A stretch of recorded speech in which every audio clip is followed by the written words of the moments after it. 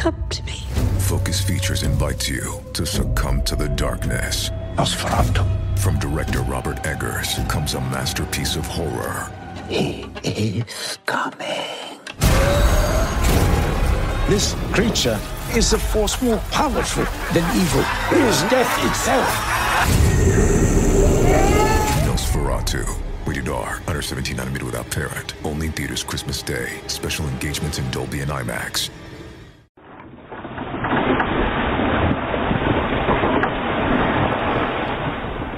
Contaba todo aquello que de manera desordenada se precipitaba en su memoria. Recuerdos de una vida marinera escrita sobre el ancho mar, con renglones de sal y brisas que de tanto soplar se llevaban muchas de las promesas dejadas en tierra. Los pequeños barcos de vapor que cargaban de bocarte y sardina, las desgracias de una guerra que nunca entendió, la galerna de aquel verano en el Cantábrico, las Azores, islas en mitad de la nada, inicio de la costera de Bonito. Historias habitadas por ballenas y peces voladores. Hechos ciertos que se mezclaban con imágenes reconstruidas una y otra vez, distorsionadas a veces por el paso del tiempo. El niño, que las escuchaba con ojos de asombro y admiración, recreaba en su cabeza todos aquellos escenarios. Dejaba bullir su mente, soñando con aguas cristalinas, cielos soleados y playas de arena blanca, como de azúcar. Fantaseaba como hacen los niños, ajeno al enorme sacrificio y los peligros que aquel anciano había asumido cuando su cuerpo, todavía lozano, encajaba golpes de mar y compartía catre con la humedad, siempre dispuesta a entumecer cada músculo. Los ojos vidriosos del viejo, desconectados para siempre de la luz del mar, miraban a su nieto sin verlo. Sus manos buscaban el pequeño rostro, lo acariciaba, sabiendo que tanto esfuerzo había merecido la pena, que la mar, superados todos los desafíos, le había concedido lo que tenía. Recién llegados de Rialmar, preparamos el Aruna para la siguiente travesía que nos llevará esta vez a conocer el Monte de las Nubes. A Son de Mar, el podcast para marinos y amantes de la navegación.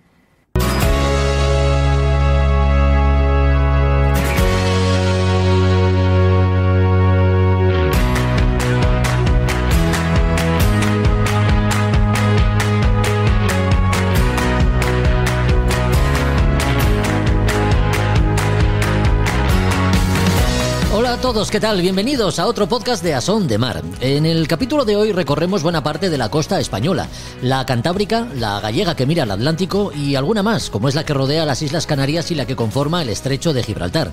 Lo hacemos con la seguridad que da saber que estamos utilizando información fiable sobre corrientes, bajos y entradas a los diferentes puertos, gracias a los datos que facilitan los derroteros y guías elaborados por Miguel Anxo Lareo, 100% gallego y 100% marino, director del portal náutico en internet Masmar, y que un buen día decidió recorrer las costas de su Galicia natal para ofrecer a los aficionados a la navegación recreativa todos los detalles de allí donde despliegan su afición. Con él hablamos de su trabajo a bordo de una neumática en la que recorrió media España. La Global Solo Challenge y la Arkea Ultimate Challenge, las dos regatas oceánicas en solitario de vuelta al mundo, siguen siendo noticia. Por eso ponemos nuestra atención en saber cómo van las cosas para los regatistas participantes. Seguimos de cerca su estela gracias a la colaboración de Juan Merediz, que hace para nosotros de analista diseccionando los detalles de estas dos pruebas tan espectaculares como arriesgadas. Librería Robinson, fiel a su cita, vuelve para recomendarnos uno de sus libros. Una novedad que recién editada puede convertirse en una práctica herramienta para mejorar el acastillaje y elementos que tengamos en cubierta. La batalla de La Rochelle, por su parte, es el escenario elegido por Josu Jiménez para hablarnos desde sus Españas de ultramar, un enfrentamiento naval que ayudaría a cambiar el rumbo de la historia. Y Roberto Bucetas, que cerrará el programa de hoy aclarándonos en qué consiste, cuándo aparece y cuál es la vigencia del Código Internacional de Señales. Ya sabes, banderas, gallardetes y esas cosas. Esto es A Son de Mar. Bienvenido. Comenzamos.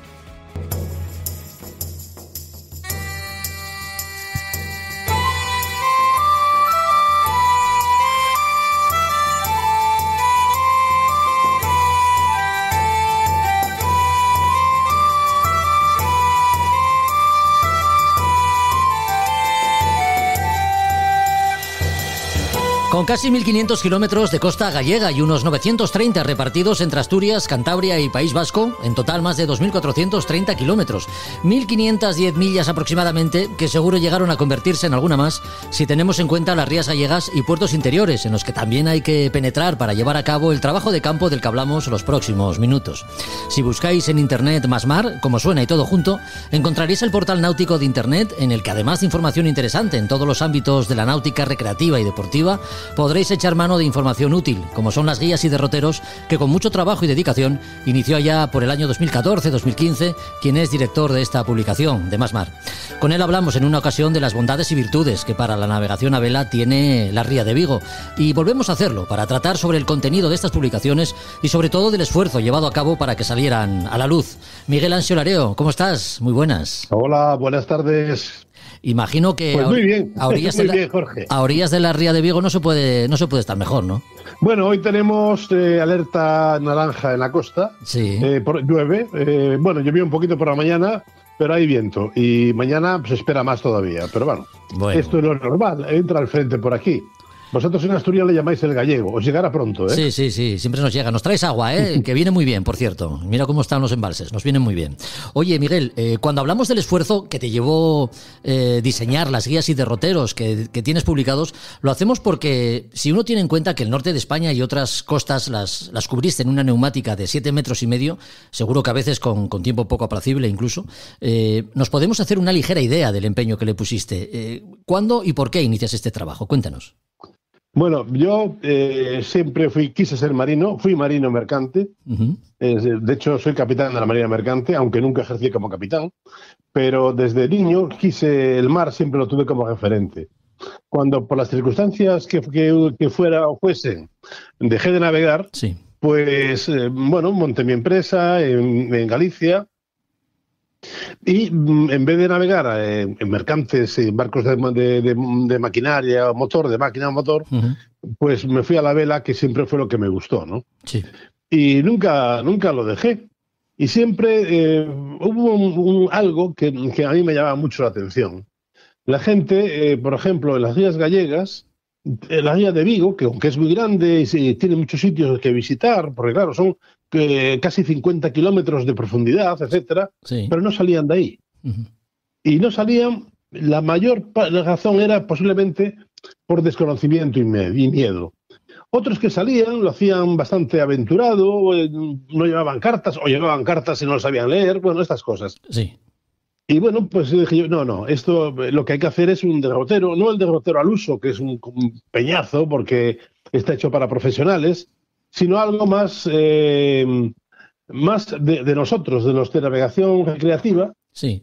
Que es, la sabática de 10 metros, donde la gente va a pescar, donde vas con tu barco de vela y miras, porque ya tienes la rompiente muy cerca, y lo que te puedas encontrar ahí, que es donde está el 80% de los bajíos y piedras que te puedas encontrar, ¿no? Ya. Y este fue el motivo de iniciarlo, nada más, no hay otro. Sí. Oye, ¿y con qué medios contaste, además de la semirrígida que hemos mencionado? ¿Cómo era aquella lancha? Bueno, Cuéntanos. Eso fue todo un cúmulo de historias. Yo aproveché un campeonato de Europa de catamaranes que hubo en la Ría de Vigo, de un fabricante de neumáticas de aquí, de la zona, le prestó al Ayuntamiento de Cangas, que fue donde se celebró el campeonato, sí. Pues una neumática de 7,5 metros, ¿no?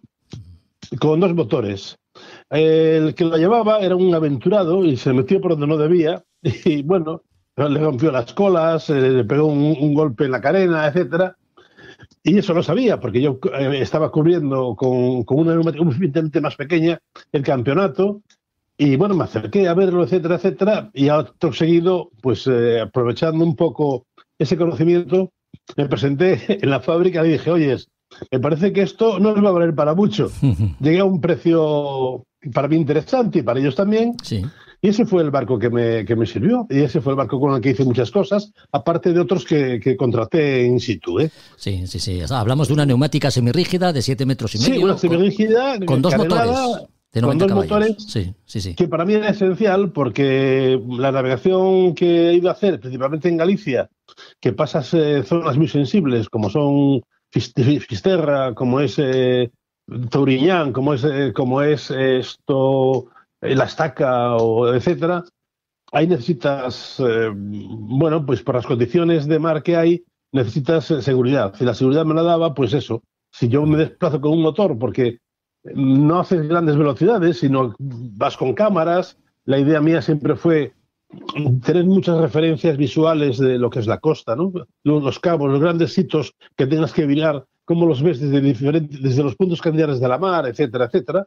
Pues esto significó que el otro era pues por seguridad, ¿no? Ya. Y después que, bueno, que ya cuando hacías ruta, el consumo parece mentira, pero con 2 motores era menor que con uno, ¿no?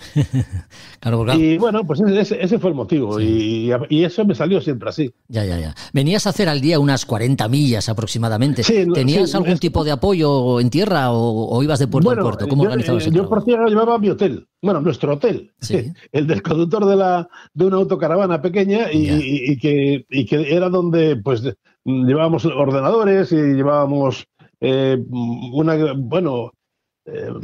aquella internet era muy complicado. Habíamos contratado pues una por satélite que era carísimo, pero teníamos que mantener más mar, yo tenía que mantener más mar y encima pues tenía que ver más cosas, principalmente turísticas de la zona, porque no me daba tiempo de verlo todo. Claro. Y el que llevaba la caravana pues hacía así un pequeño reportaje por tierra de que sacaba pues 4 fotos de la zona, pero desde tierra, ¿no? Uh-huh.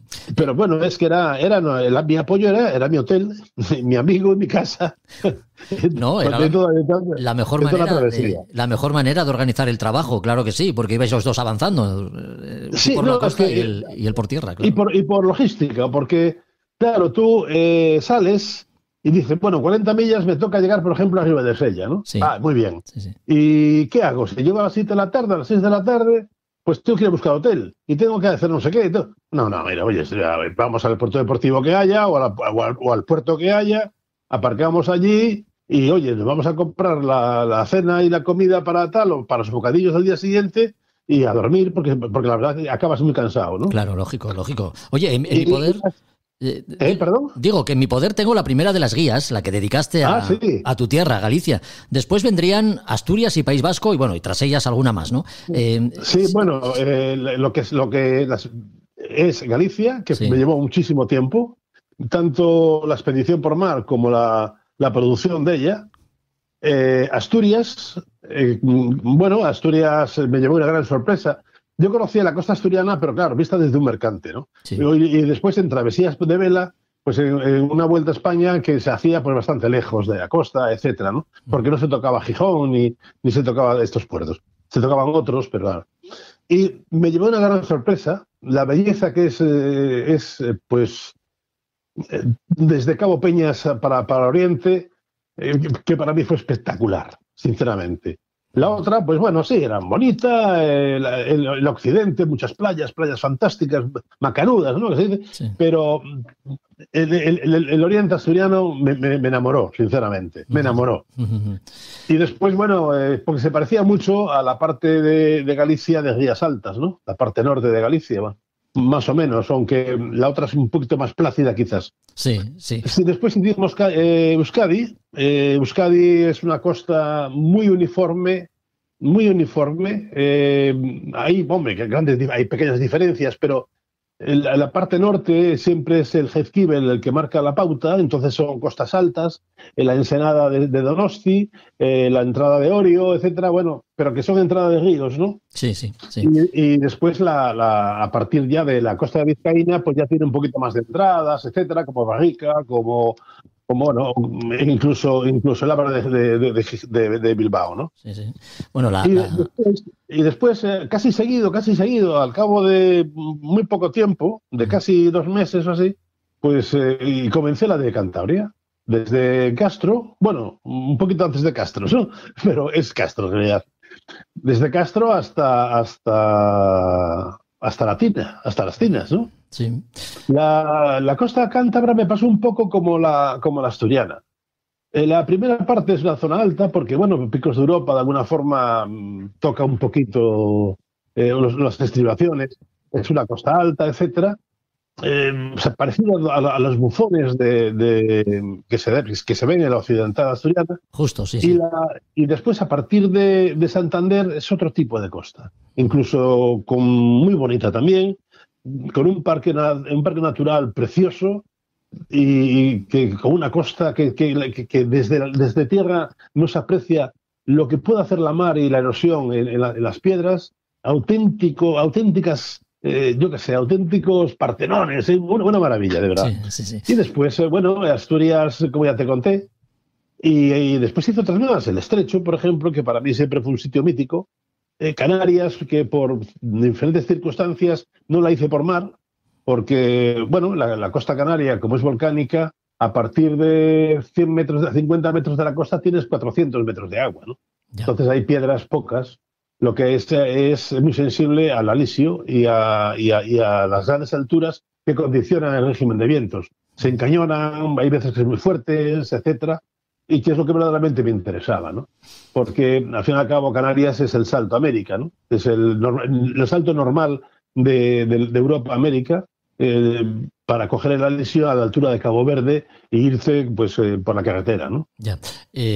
Miguel, estamos hablando de todos estos derroteros, estas guías que como decimos, han cubierto pues diferentes costas, ¿no? de comunidades españolas. ¿Qué información se recoge en estos derroteros para que los oyentes sepan el material del que hablamos? Pues mira, la información es la siguiente. Primero, hay unas generalidades de esa costa, ¿no? Que en lo que es la costa cantábrica y de Atlántica del Norte, de Galicia, es muy parecida. Tanto en la flora, la fauna, hay una gran diferencia en lo que son las Rías Baixas por el afloramiento del océano, el afloramiento de aguas saladas, con la mezcla de los grandes afluentes, de los grandes ríos que desembocan en las Rías Bajas, ¿no? Este afloramiento significa gran riqueza de plancton, de microplancton y por tanto, mucho marisco, mucho molusco. Aquí se encuentran los principales centros de mejillón, o sea, de cría de mejillón, etcétera, ¿no? Sí. Eso son las generalidades. Un poco también la flora que hay en las dunas, etcétera. Bueno, un poco recordatorio, que la gente... y también es mi vena ecologista que me sale por ahí, ¿no? Sí. Me interesa mucho. Y después, lo típico, las banderas del Código General, reglamentación de navegación, etcétera, ¿no? Pero vamos, eso serían 25 o 30 páginas en la guía. Y después ya entro en chicha. En la chicha empiezo la descripción general de lo que te vas a encontrar, un régimen de vientos normales o no normales, en las zonas desde... digamos que el occidente asturiano hasta Cabo Higuer, lo que puede ser las famosas tormentas que se montan en verano, ¿no?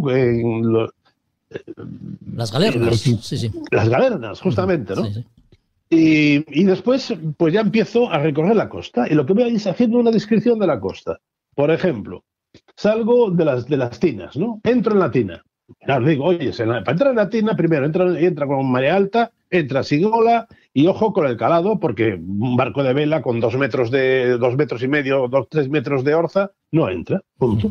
Y entonces lo que te vas a encontrar dentro, la tina mayor, la tina menor, etcétera, el cabo escondido, que le llaman el cabo de San Emeterio, ¿no? Sí.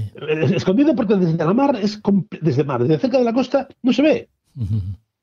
No sé si os habéis fijado. El cabo San Emeterio, que es un cabo de una altura considerable, lo que es el faro, el faro desde la isobática de 10 metros no lo ves.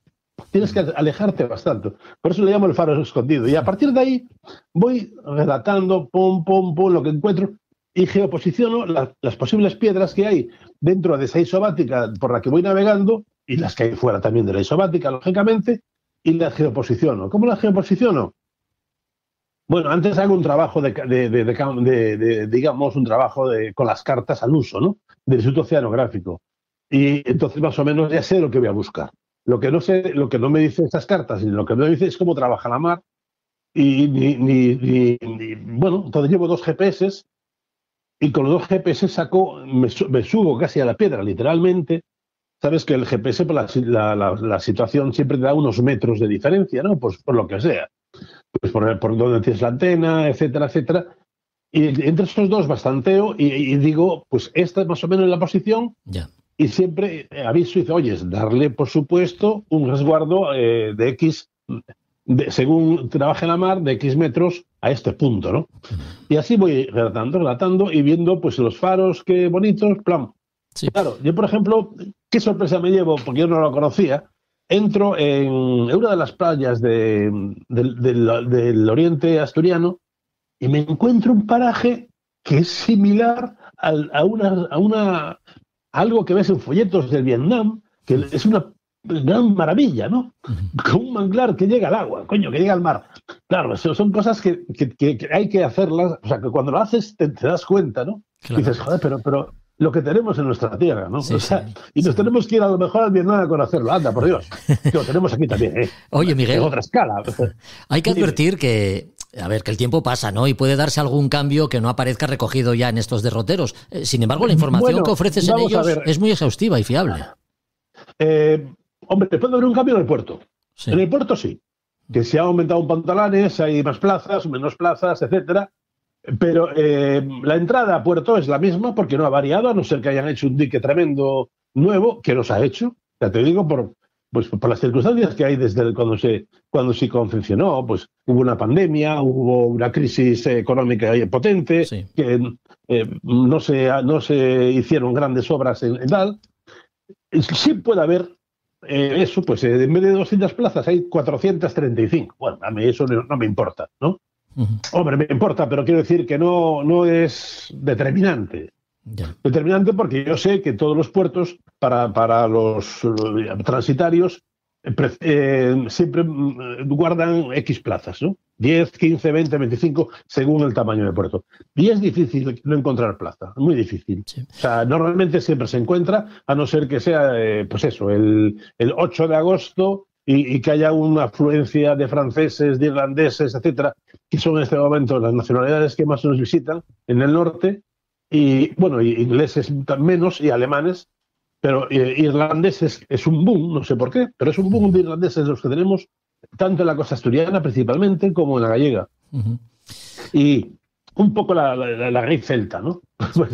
En eso, pues fíjate, no sé si seremos celtas o no, pero bueno, hay un efecto llamada a ese respecto. Sí. Y bueno, pues lo que puede haber, la diferencia. Pero vamos, te aseguro que hay veces que cojo el teléfono y llamo al puerto, oye, ¿cómo estáis? No sé qué, dime plazas, bla, bla, bla. A lo mejor cambio el teléfono, sí. Pero como hoy día el teléfono, normalmente utilizas el correo electrónico para pedir plaza o entras en esos, programas para reservas, etcétera, pues tampoco le doy mayor importancia, ¿no? Oye, Miguel, ¿y ha habido algún sector de costa especialmente complicado o difícil de trabajar? No sé, estoy pensando en zonas como Estaca de Bares, Estrecho de Gibraltar. Pues sí, mira. Yo los principales problemas, alguno incluso serio, sí, lo tuve uno en las Sisargas. Las Sisargas son unas islas que están en la costa de La Coruña, enfrente el pueblo de Malpica. Allí, pues encontré una ola brutal, que me costó surfearla, o sea, subirla, y me costó bajarla. O sea, la subí amurado a ella, pero tardé bien 45 segundos, casi 50 segundos en subirla. Una ola aproximadamente 7 metros, ¿no? Y son esas cosas que te dan, que bueno, que cuando hay la plataforma continental supera tal y hay un poquito de mar de fondo, te puede llevar esas sorpresas. Después, todos los cabos gallegos, incluso los asturianos, tienen bueno, los asturianos, los del norte, ¿no? Sí. Machichaco, Cabo Peñas, vuestro gran Cabo Peñas, todos tienen su enjundia. Y esas, para navegarlas, mi consejo es, mira las cartas del tiempo, no mires una, mira varias, fíjate el viento que te vas a encontrar. Para eso tienes mucho, hoy en este momento en Internet, tienes la tira de cosas, de buscarlas, y no lo hagas a la aventura, porque la aventura ahí es muy peligrosa. Es arriesgado. Yo hubo principalmente en la Costa da Morte de Galicia, la hice casi, se puede decir, en invierno. Sí, en invierno la hice en realidad, y me tuve que quedar pues eso, sin salir en puerto bastantes veces, porque me encontraba un fuerza 5 y olas de 6 metros, 5 metros, y dije, mira, no, porque no trabajas, no puedes hacer fotos, no tienes equilibrio para hacerlo, y entonces, bueno, hay que esperar, ¿no? Ya. Y yo después la estaca tiene su enjundia, porque la estaca es donde acaba el Cantábrico y donde empieza, o sea, es la frontera del Cantábrico y el Atlántico. Y es donde la corriente del Golfo toma una dirección que es la que recorre todo el norte del Cantábrico y otra que viene para el sur. Y después que tiene una piedra que se llama el Estaquín, que es auténticamente así, cabronada. Cómo trabaja la mar y lo difícil que es. Por lo demás, no es un cabo bonito. El de abajo, que está a 3 millas de él, Ortegal, ese sí es un cabo bonito. Además con piedras que salen y tal, los aguillones, ¿no? La estaca es eso, tiene lo que tiene y que ves a la antigua base americana allí, lo que queda de ella y que bueno, que entras en la ría de Barqueiro, que es una maravilla, o en la ría de Ibeiro, que es también otra maravilla. Ya. Bueno, pues hemos hablado de algo que nos apetecía mucho, Miguel, una asignatura pendiente la que teníamos contigo, la de saber cómo hiciste tus derroteros y guías, esas que tanto han facilitado la navegación a tantos y que sin duda seguirán haciéndolo. ¿Cómo podemos hacernos con alguna de estas guías y derroteros? Pues mira, llamándome por teléfono. en las guías, sabes que Masmar, bueno, en Masmar son dos webs diferentes, ¿no? Sí. Bueno, es lo mismo, se llama Masmar, pero son diferentes en cuanto a contenidos. Lo que es masmar.net es de información. Ya sabes que yo soy enamorado de la información de la vela oceánica. Sí. De la vela oceánica que se puede informar, porque yo sé que mucha gente de Asturias me dice, oye, antes informaban mucho de la Golden Globe Race y ahora dejan de informar. Y dije, sí, porque mira, es imposible extractar. Es imposible. O sea, tendría que tirarme horas para extractar lo que este tipo me dice en sus correos. Sus correos son de 14.000 y 15.000 caracteres. Una barbaridad. Hay que manejar mucha información. Sí. Tú no lo puedes poner. O sea, ¿qué vas a poner eso? Y encima con nombres, que es el translator, que es el potencial, que el no sé cuál. Que la gente no tiene memoria para eso, como compañero. O sea, no. Es el tipo que es un negocio. El McIntyre es un negocio. Encontró un filón ahí. Y le digo, mira, Machiño, pues lo siento mucho. Ahora ya han pasado. Pasó el Penduic ayer, pasó Hornos, y el Traslate también lo pasó. Pero prefiero decir, mira, una que en este momento no tiene mucha enjundia, como es la Arkea, la de los Ultim. Los Ultim, para que el que no lo sepa, son trimaranes de 30 metros. Así pequeñitos, ¿eh? Sí. Y no bajan de 30 nudos. Y cogen 40 nudos de velocidad, ¿no? Sí. Entonces salieron de Brest, y uno, Caudrelier, que va de primero, pues ya está subiendo por las Malvinas. Sí. Ya está al norte de Malvinas. Y nosotros aún no... Bueno, ahí se han retirado ya varios, porque el que iba con él, que es otro monstruo de navegación, chocó con un OVNI, un objeto flotante no identificado, OVNI. Sí. El ovni del cielo se llama OVNI en la mar, ¿no? Sí. Y le hizo una brecha en el casco que se tuvo que meter en Ciudad del Cabo porque no pudo aguantar, ¿no? Pues eso, lo que viene para el año que viene, que es la para este año, al final, que es la Vendeglobe, ¿no?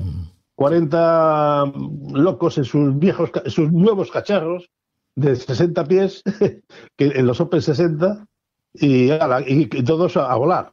Eso es lo que me gusta, sinceramente, y me lo paso bien. De hecho, yo navego solo muchas veces. Pues nada, ahora que lo vamos a dejar contigo, inmediatamente nos vamos a poner en contacto con Juan Meredith para que nos ponga al día de la Global Solo Challenge y de la Arkea Challenge, de la Ultim también, de la Ultim Challenge. Bueno, ya sabes que yo de la Arkea hago noticia diaria. Sí. Con entrevistas a los patrones, con vídeos, etcétera. Los vídeos, bueno, están en francés, ¿no? Porque el chico ya... Pasar del francés ya me cuesta mucho. Y sinceramente, Masmar es una ONG. Sí.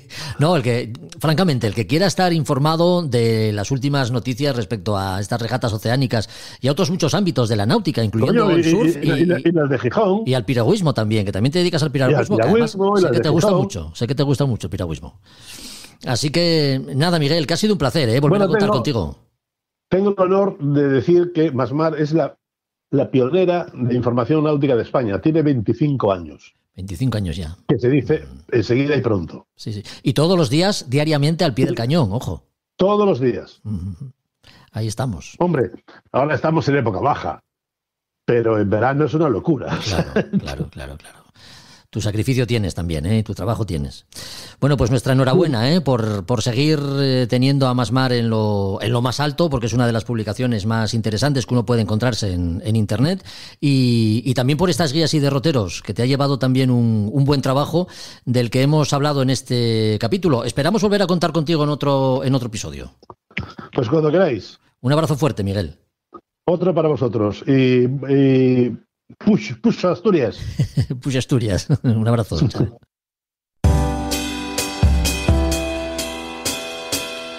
A Son de Mar, el podcast de Jorge Uría. I'm slipping away,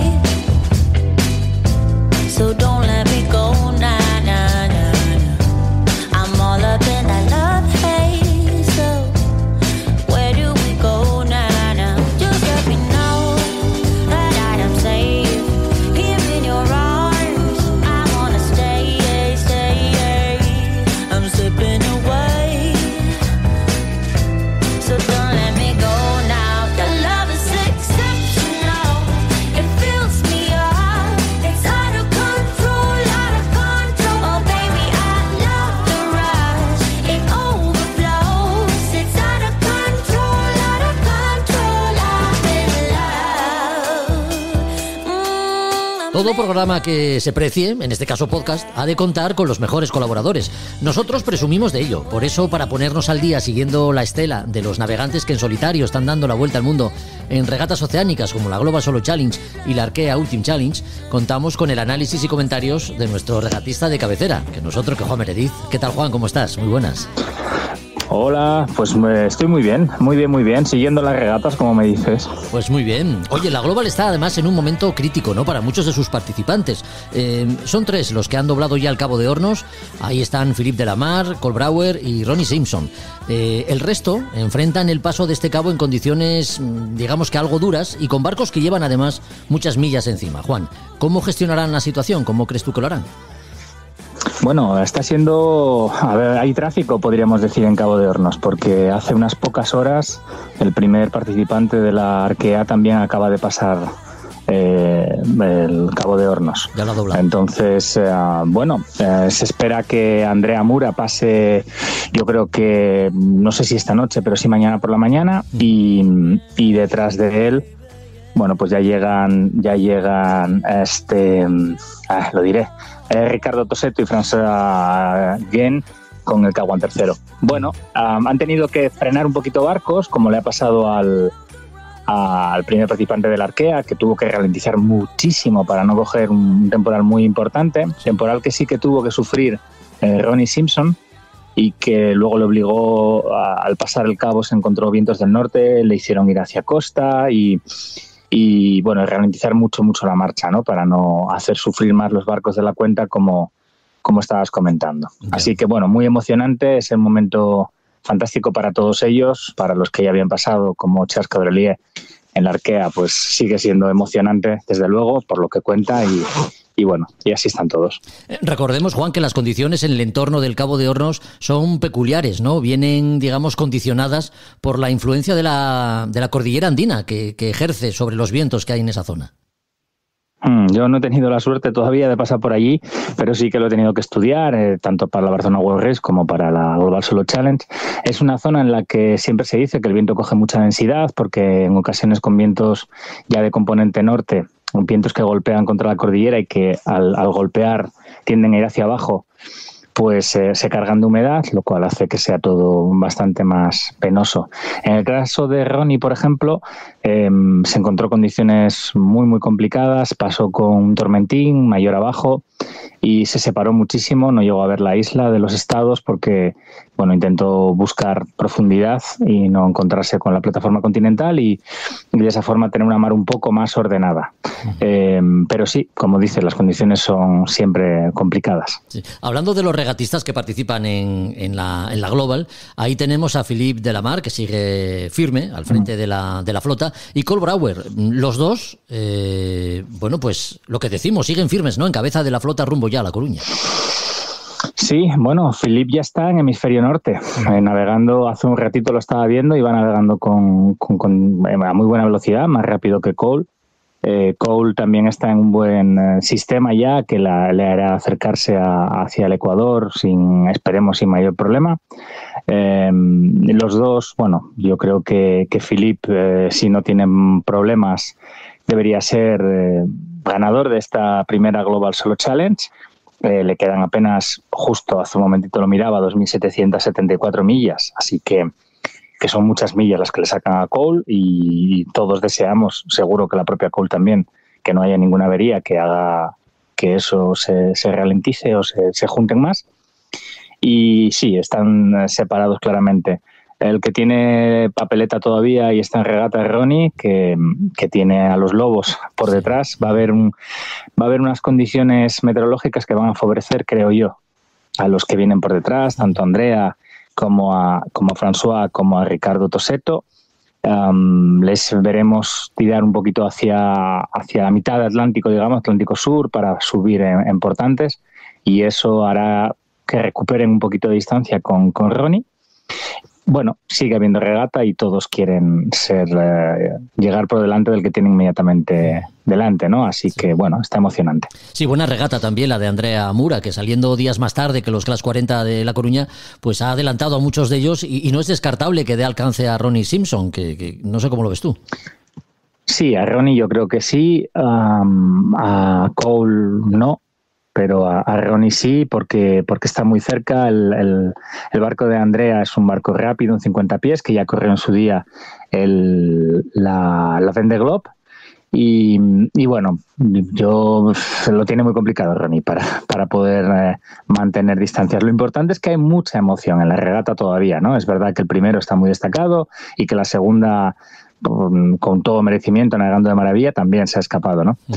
Pero bueno, hay mucha emoción. Es un poco diferente, diferente no. Yo creo que al final, mira, en la Arkea, por ejemplo, hay un barco claramente destacado, saca más de 2.700 millas al pelotón que le sigue, que es de dos barcos, pero que van navegando no a la vista, pero sí en la misma situación meteorológica, lo cual, bueno, en principio hará que tanto Sodebo como Ban Populaire se habla de que pasen con diferencias de horas, teniendo en cuenta que son barcos que andan a 30 y tantos nudos de media, claro, como están haciendo ahora mismo, hace un momentito, bueno, los tengo aquí delante, bueno, pues eso, llegar a Cabo de Hornos es cuestión de 3-4 días. Sí. Pero ahí es donde está un poco la emoción de la regata, porque, bueno, todo el mundo desea que los que van destacados, bueno, no tengan averías como es lo lógico.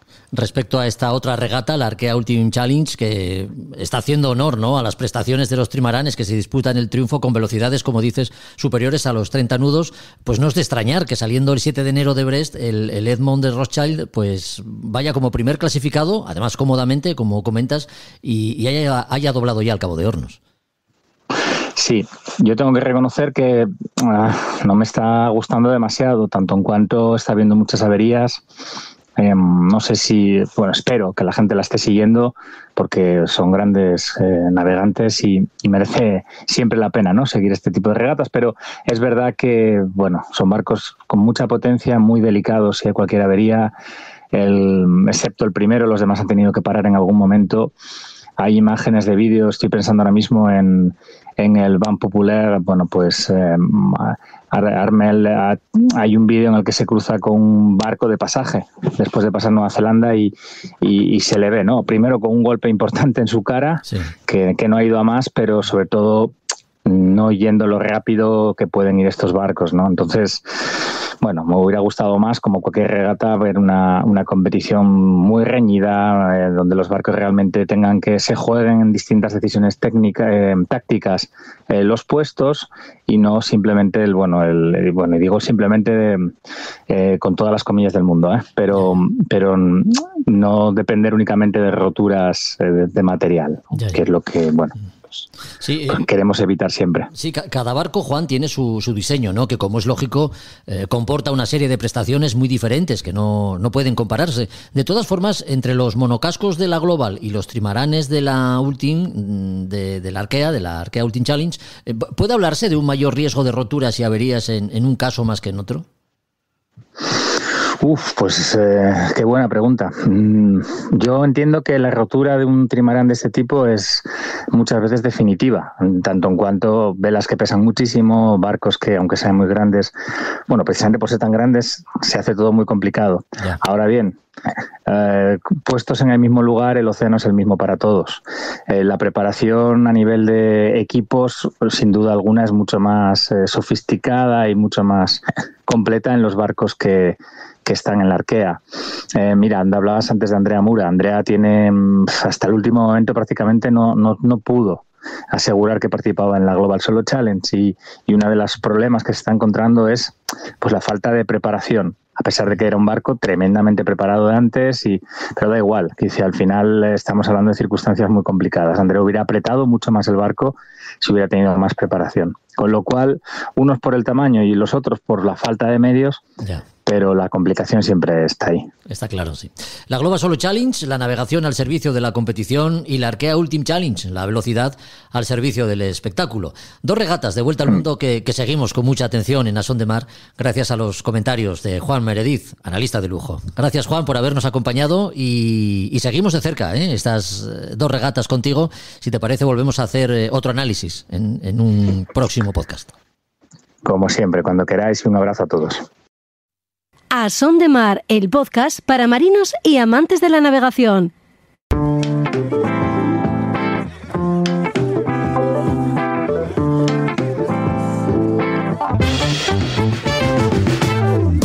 Como es costumbre, esta sintonía nos da pie para hablar de libros. Ya sabes que, vinculada a la náutica, hay una extensa bibliografía de títulos que abarcan muy diferentes aspectos. Hoy toca un libro técnico pero muy práctico a la vez. Una guía útil que seguro nos hace ver los elementos que tenemos en la cubierta del barco de otra manera. Juan Melgar, muy buenas. Muy buenas, Jorge. Encantado de estar aquí otra vez. Ediciones Tutor, fiel a su estilo, nos presenta Maniobra y equipo de cubierta. ¿Qué podemos encontrar en esta guía práctica ilustrada, como reza el subtítulo? Pues mira, es un repaso, efectivamente, como su propio nombre indica, a toda la maniobra y el equipo que nos podemos encontrar en cubierta. Esto incluye, todo lo que es lo normal en un barco. Esto más está enfocado al barco de vela, aunque habrá cosas comunes para todo tipo de barcos. Pero bueno, en fin, los winches, por ejemplo, el fondeo, todo lo que forma parte del fondeo, ¿no? O la ayuda al fondeo y al atraque, pues por ejemplo también las hélices de proa, el movimiento del ancla, todo tipo de cosas también añadidas a los barcos que se ponen, como los pórticos, los pescantes, sí. Los cabos, por ejemplo, tiene un capítulo muy bueno y extenso sobre los cabos, sobre todo todos los tipos de materiales, todo tipo del uso que se le puede dar a los diferentes cabos. Luego también pues esas pequeñas cosas, pues todos los mordedores, las mordazas, los grilletes, las poleas, los mosquetones, en fin, todo ese tipo de cosas. Uh-huh. Sí. No, digo, resistencia y que sea fácil de mantener son 2 cualidades básicas, ¿no? En cualquier elemento de labor que utilicemos en el barco. Digamos que este libro, Juan, va un poco más allá, ¿no? Conjugando estas virtudes con nuevos materiales.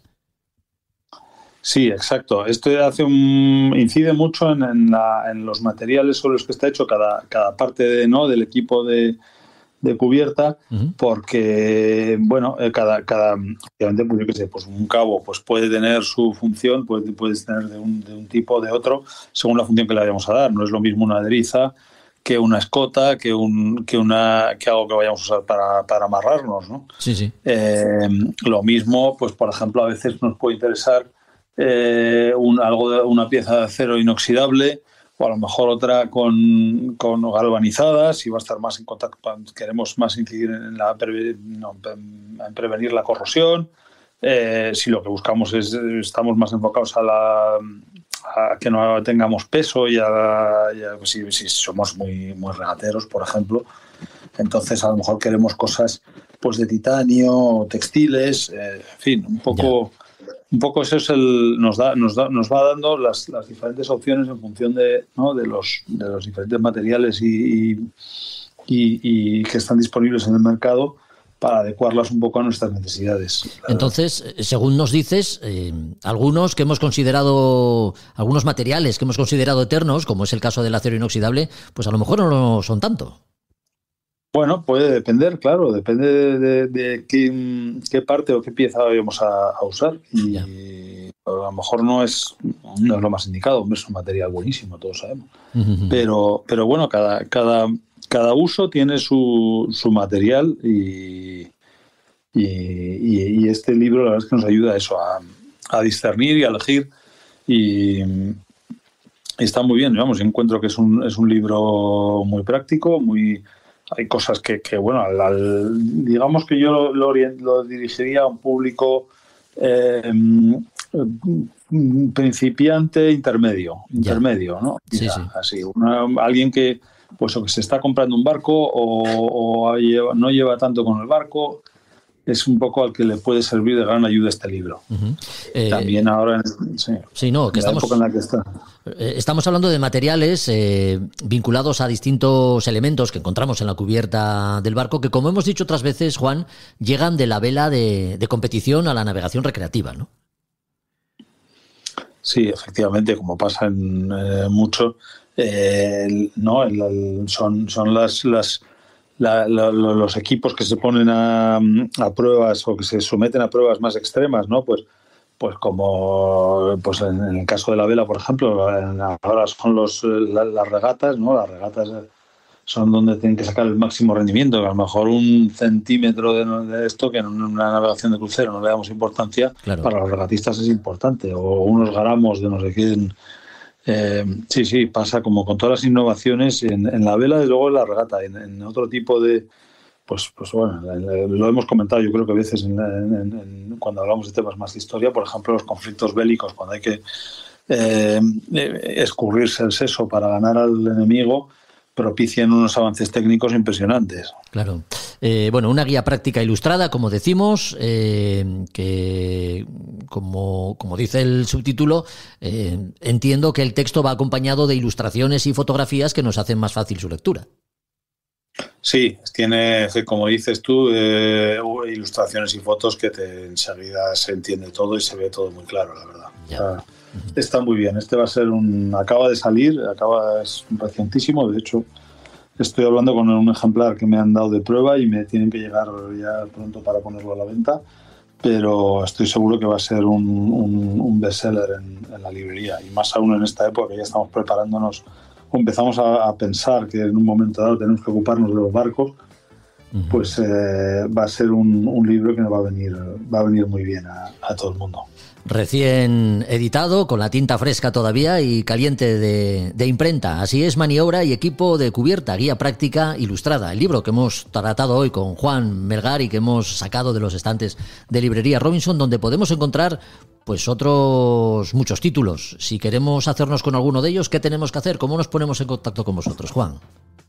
Pues mira, lo mejor es venir por aquí, vernos en la librería, si se puede, porque aquí, bueno, pues, se pueden ver los libros, se pueden ojear, se puede preguntar, se puede comparar, y el que no pueda acercarse, pues tiene siempre la posibilidad de ir a nuestra web, nauticarobinson.com, o llamarnos por teléfono, o escribirnos un email, y estaremos encantados de ayudar y de solucionar dudas.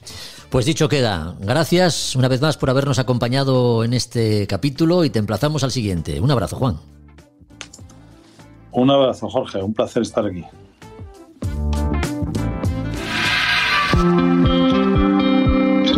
Es una sensación muy difícil de explicar porque es sublime. O sea, es majestuoso, sublime. Al mismo tiempo ves la soledad, ves una naturaleza que está impoluta, ves algo, muy difícil de entender, pero es una sensación única. Javier Babé, capitán de la Idus de Marzo, el primer barco español en llegar a la Antártida en nuestra historia reciente. Lo hizo en 1982.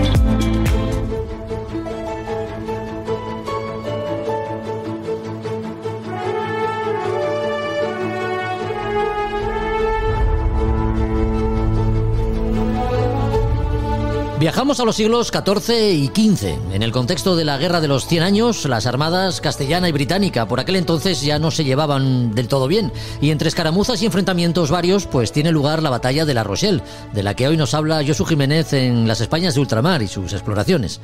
Adelante, Josu, cuando quieras.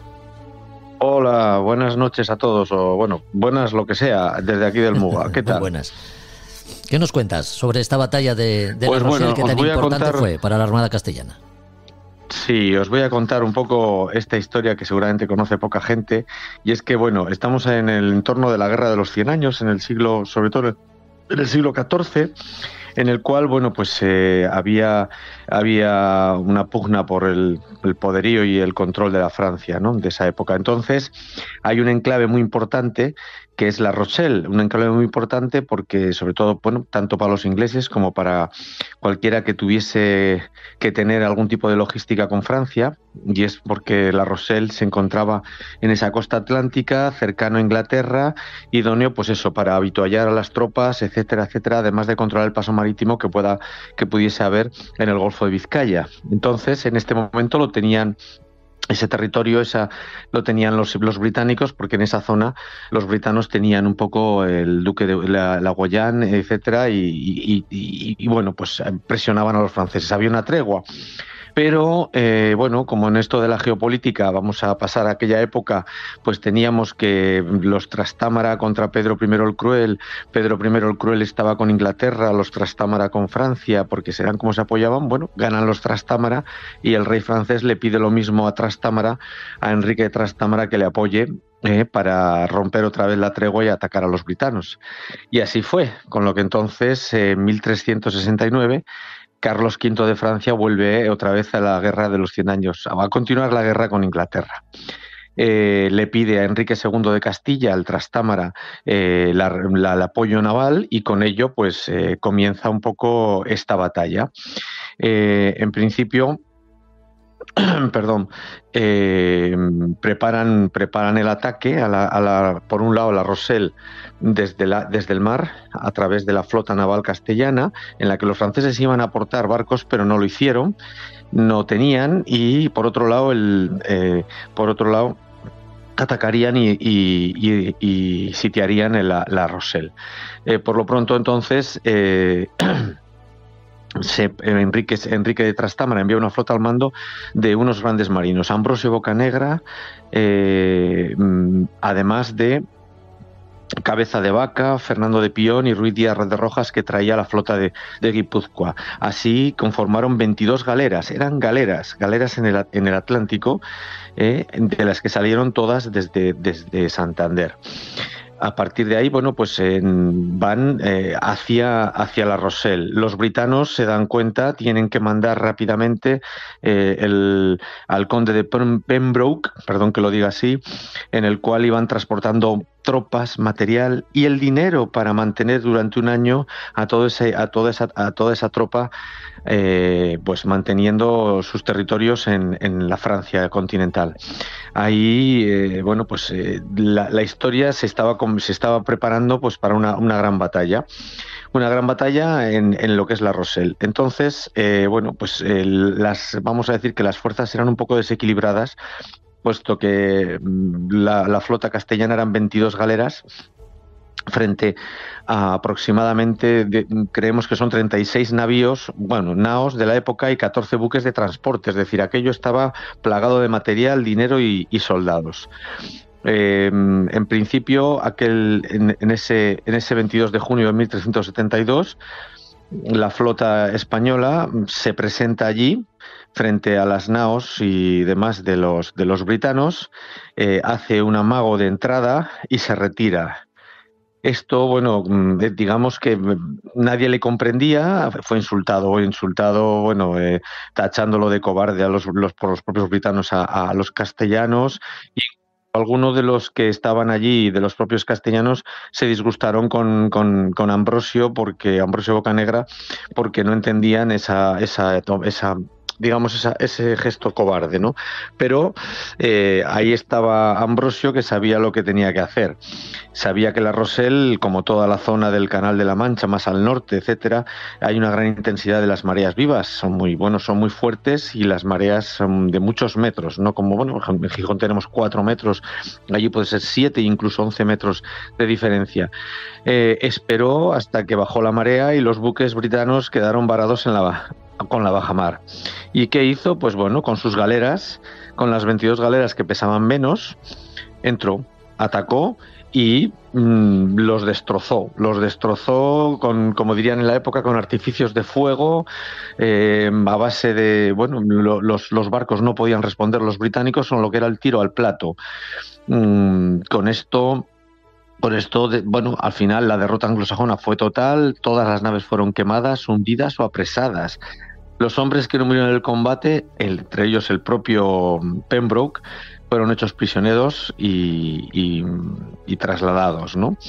Hay unas crónicas sobre esta batalla en las que por ejemplo, la crónica belga dice: encumbra el concepto del almirante castellano en tan grandioso triunfo, capitán que desoye lo mismo el reto petulante de los contrarios que la murmuración de los propios, que examina a sangre fría las fuerzas y posiciones elegidas, que encuentra medio de destruir por completo al enemigo con economía de su gente, merecen justicia puesto entre los maestros del arte de la guerra. Aguantó los insultos del enemigo y aguantó también las dudas de sus propios hombres. A partir de aquí, este almirante de Castilla, que normalmente en aquella época lo que se hacía era acabar con todos y destruirlos y matarlos, los llevó a Pembroke y a 70 caballeros a Burgos, a la presencia del rey. Lo que hizo el rey fue entregarlo a su condestable, Bertrand de Duguesclin, que no sé si nadie le suena, pero este fue el que dijo: ni quito ni pongo rey, sino que ayudo a mi señor en la muerte de Pedro I el Cruel. A partir de aquí se quedó con los prisioneros, que bueno, no acabaron bien, más bien acabaron bastante mal. Y a partir de aquí lo que podemos decir es que a partir de este momento en el cual se destrozó la flota britana, con esta derrota, a los 2 meses cayó la Rochelle, marcó el desarrollo de toda la guerra, porque al perder esta plaza tan estratégica de logística, Inglaterra empezó a tener problemas para defender sus posesiones.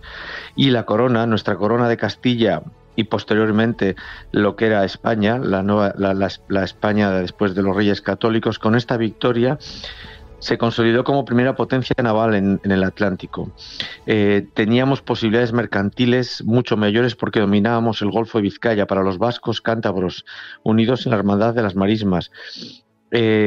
Podíamos tener el comercio con Flandes, que se había interrumpido, y Castilla es la que sustituirá la actividad económica y marítima en toda la zona.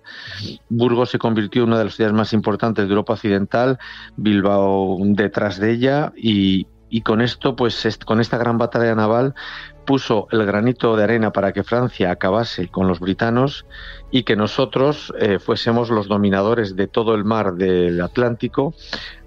Pues se puede decir que hasta mitad del siglo XVII, con la batalla de las Dunas, que no es que perdiésemos el poder, pero ya empezásemos un poquito a echar a que nos igualasen nuestros enemigos.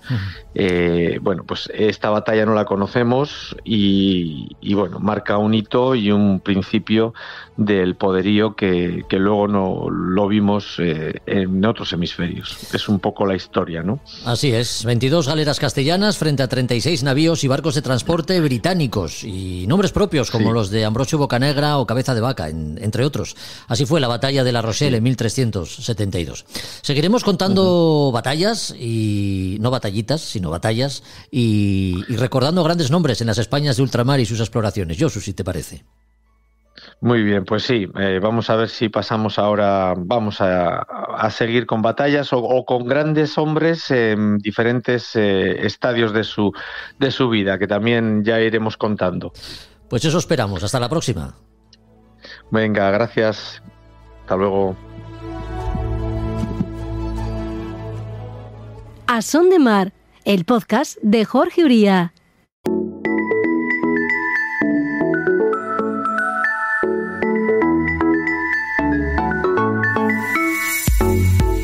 Tal vez se trate de un lenguaje ya en desuso, pero el Código Internacional de Banderas sigue estando vigente, entre otras cosas porque hay banderas cuyo uso individual es imprescindible para transmitir determinados mensajes que tienen que ver con ciertas maniobras. De todo ello vamos a hablar a continuación. Hablamos los próximos minutos con Roberto Bucetas. ¿Qué tal, Roberto? Muy buenas.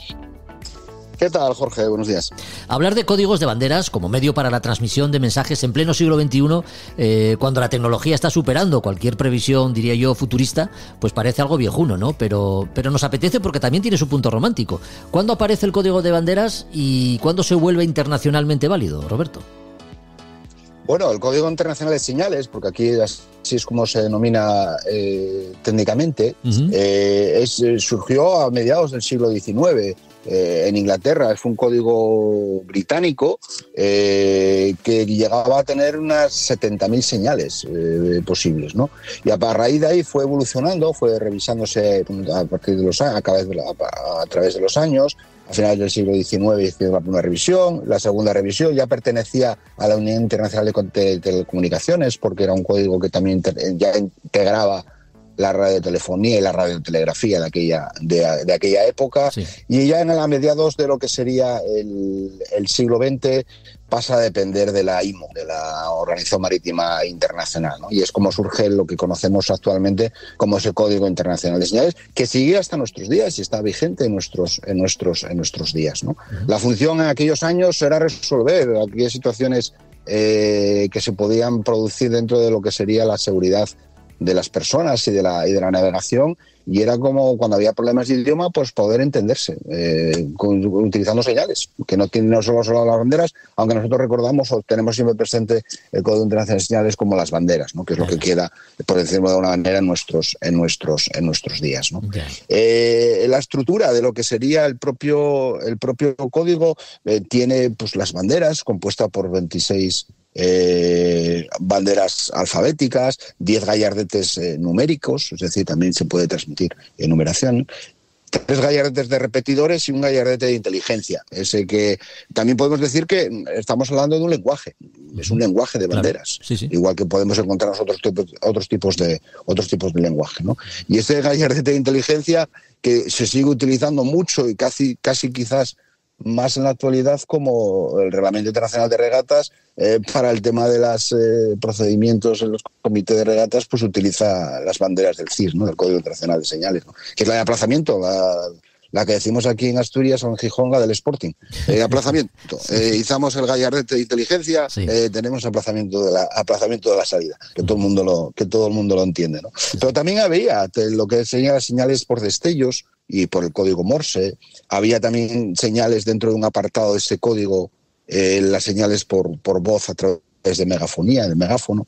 Y ahí surge también lo que es el alfabeto fonético, el alfa, bravo, charlie, delta, eco. Es decir, existe una forma de deletreo en alfabeto fonético marítimo, podemos salir, ¿no? La radiotelegrafía, la radiotelefonía y, por ejemplo, también las banderas, la transmisión de señales utilizando banderas, esto de los palitos de las banderas haciendo algo que es bastante típico, o podemos verlo de la Armada, de los barcos de la Armada transmitiendo mensajes de barco a barco, que también está recogido en el Código Internacional de Señales, ¿no? Yeah. Y hay servicios especiales dentro del Código Internacional de Señales, es decir, hay un apartado específico para peligros y emergencias, para cuando se produce un siniestro o una avería, ayudas a la navegación, maniobras, meteorología, y podías transmitir cualquier mensaje utilizando combinaciones de letras, utilizando las banderas del Código Internacional de Señales. De una sola bandera, código de 2 banderas, código de 3 banderas. Y manténgase, aléjese de mí, pues combinación de 3 letras, y con esas 3 letras estabas indicando a otro barco lo que quieres hacer. Y dentro del Código Internacional de Señales existe lo que sería el Reglamento Sanitario Internacional. Cualquier problema sanitario de un accidente, una enfermedad a bordo, podías hacer una consulta, en la actualidad radiomédica, antiguamente era por banderas, utilizando el código de las banderas, ¿no? Yeah. Lo de enviar mensajes más complejos, digo que enviar mensajes más complejos empleando muchas banderas como si de letras del alfabeto se tratase, queda reservado, al menos es lo que vemos a veces, ¿no? A celebraciones y eventos donde se busca cierta espectacularidad. Sí, entras en YouTube o entras ves vídeos de transmisión de mensajes utilizando las banderas y bueno, es un auténtico espectáculo. Sí. El que está transmitiendo el mensaje con las banderitas. Y bueno, tiene cierta lógica. Bueno, hay que conocer ese lenguaje de las banderas, ¿no? Lo que sigue permaneciendo en la actualidad es los códigos del CIS, de contraseña de señales, de una sola bandera, que son de obligado cumplimiento, muchas de ellas, ¿no? Las más importantes, si quieres hacemos una breve reseña de ellas. Sí, ¿cuáles son las que más se usan? Sí. La del buzo sumergido, manténgase alejado de mí y reduzca la velocidad, que también eso surgió a lo que sería a mediados del siglo XX, aceptada por la IMO ese significado de la bandera alfa. Aunque en Estados Unidos se utilizaba lo que se conoce en la actualidad como la Bravo modificada, la roja con la franja diagonal blanca, que estaba más bien utilizándose en Estados Unidos, que salió de los buceadores de la Armada americana, ¿no? Okay. Se sigue utilizando y es obligado a cumplimiento la Bravo, seguro, para barcos mercantes. Estás descargando mercancías peligrosas. Un barco que está haciendo consumo tiene izada la bandera Bravo. Tiene obligación de tener izada la bandera Bravo, ¿no? Podemos ver un poco, casi todas asociadas a barcos mercantes, repito, lo que sería la bandera Hotel, el práctico a bordo. Sí. Necesito el práctico está a bordo, pues va a indicar a otros barcos que se está en maniobra y el barco está a bordo y tiene considerado que están en una maniobra de entrada o salida de un puerto, ¿no? O la obligada a cumplimiento también, la Quebec, la amarilla, un barco que entra a cualquier otro país extranjero solicita libre plática. Es decir, sanitariamente tiene todos los certificados sanitarios en vigor y no tiene ningún problema sanitario a bordo. Pues se lo comunica al Estado, al país al que llega, ¿no? O hombre al agua. Bueno, quizás en la actualidad transmitir cuando tienes un hombre al agua y hacer la bandera Oscar queda un poco, bueno, antiguo, pero bueno, son tradiciones marineras que no se deben de perder, como siempre hablamos en este podcast, ¿no? Que bueno, estas cosas, pues bueno, está bien verlas ahí. Al igual que muchas veces cuando ves barcos aquí que entran de extranjeros en cualquier puerto español, en la driza de estribor, una driza en estribor, la driza de saludo, tiene que izar la bandera del país al que llegan. En la popa llevan la bandera de su pabellón y la driza de saludo en estribor pues se utiliza la bandera española porque es un barco francés que entra aquí en un puerto español. Claro. Bueno, pues es una tradición. Es una tradición que está bien conservar, Y no es de extrañar, ¿no?, que antiguamente los barcos necesitasen tantas manos, muchas más de las que se necesitan hoy en día, ¿no? Ahí están pues las que eran necesarias para la maniobra, otras para el dominio de los utensilios e instrumentos de navegación y por supuesto lo que hablamos, ¿no? También el manejo ágil de las banderas para transmitir mensajes, porque se trataba de un lenguaje que había que dominar, claro. Sí, era un lenguaje que había que dominar perfectamente. Y bueno, cuando estás en maniobra y mandas a alguien que vaya a izar la bandera cualquiera que tengas que izar, la de práctico a bordo, con 15 o 20 nudos, izar una bandera de unas dimensiones de un cierto tamaño, bueno, entraña también su dificultad, ¿eh? Eso también lo que se llama el novato que va a hacer eso, pues bueno, entraña dificultad y tienes que la novatada que se le puede hacer al alumno que embarca por primera vez, ¿no? Que pelea ahí con la bandera para poder izarla.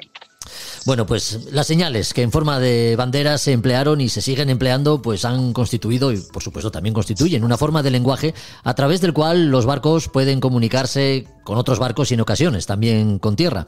Ese ha sido el tema escogido para hablar en el podcast de hoy con Roberto Bucetas, a quien agradecemos una vez más su compañía y emplazamos al siguiente capítulo. Roberto. Gracias a vosotros. Un abrazo. Adiós. Hasta aquí otro podcast de A Son de Mar. Ya sabes que puedes seguirnos en Instagram como Podcast A Son de Mar y ahora también en Facebook a través de A Son de Mar Podcast. Si te han gustado los contenidos de hoy, puedes compartirlos en cualquiera de las plataformas que emplees para escucharlos. Volvemos en 15 días. Hasta entonces, adiós. A Son de Mar, la náutica en un podcast.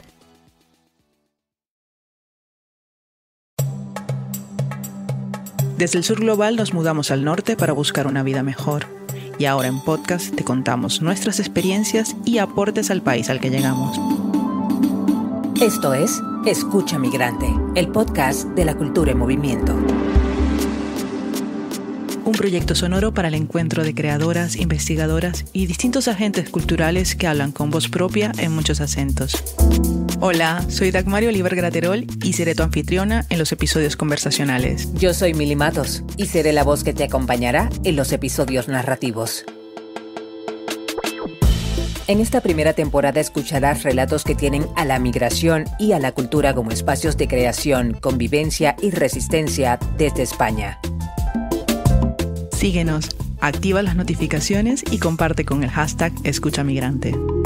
Este es un proyecto beneficiario de las ayudas para la promoción del sector del videojuego, del podcast y otras formas de creación digital convocadas por el Ministerio de Cultura y financiadas por la Unión Europea Next Generation EU, con el apoyo de Yo Soy el Otro, Asociación Cultural.